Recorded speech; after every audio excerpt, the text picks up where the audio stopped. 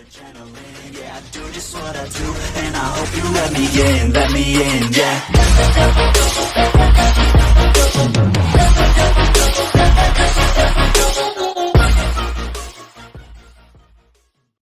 Hi guys, welcome back to my YouTube channel.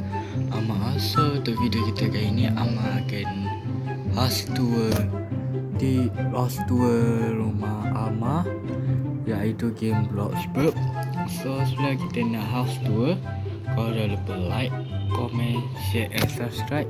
Siapa dah subscribe, terima kasih. Siapa yang belum, sila subscribe sekarang. Okay, jomlah kita house tour. Let's start. Mula-mula kita akan review kereta dulu. Kereta ni biasa dia, motor ni pun biasa juga. Kenapa Mama tak buat garage pula apa? Kenapa Mama tak buat garage? Sebab malas nak habiskan duit. So kita pergi ke next. Assalamualaikum semua. Dan kau nampak rumah ni dia gelap sikit sebab tak banyak sangat lampu, tak nak bazirkan elektrik. So yang ni adalah ruang tamu. Ada sofa, kursi kayu, ada TV apa semua. Lepas tu ini ada meja makan. Meja makan dah dapur sekali, bergabung terus. Dan ni adalah tempat nak lepak lah. Kalau nak lepak berdua apa semua, boleh lepak kat sini. So yang ini adalah apa orang panggil tu? Laundry room. Tak silap. Ni ada mesin basuh. Lepas tu ada elektrik, lampu, gosok baju semua. So kita pergi ke next.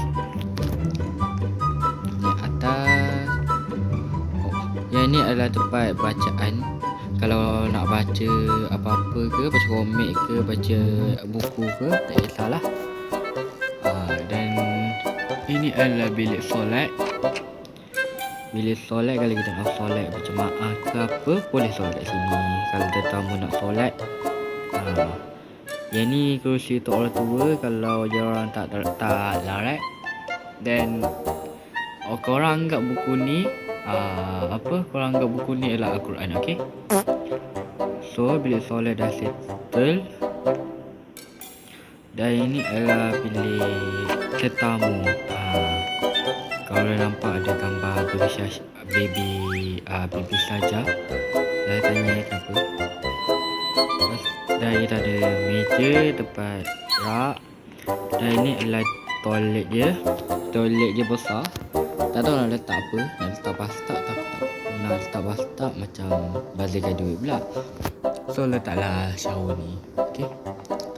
So pergi ke next. Aku tutup pintu. Kantor nanti bilik aku. Okay, yang ni adalah bilik pekerja. Bilik pekerja ni dia tak adalah menarik sangat. Dia macam biasa-biasa je. Dia apa, tak banyak sangat hias. So kalau nak main game pula, kalau nak bekerja ke cari rezeki, boleh lah kat laptop ni. Dan kita ada gambar ni aku tak tukar lagi. Nanti Ama akan tukar. Dan ada buku. Lepas tu ada apa ni? Trofi premium dan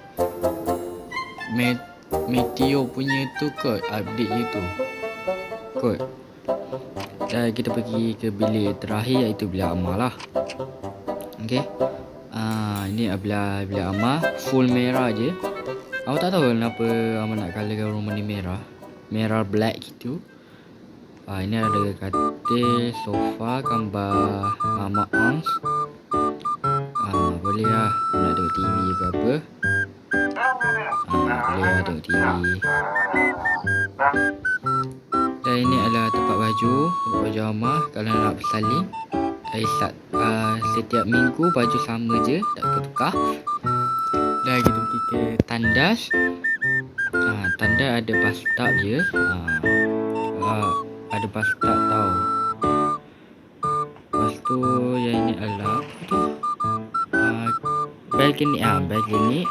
Kalau nak tengok orang ke, nak tengok jiran ke, jiran buat apa, boleh kat sini. Okey.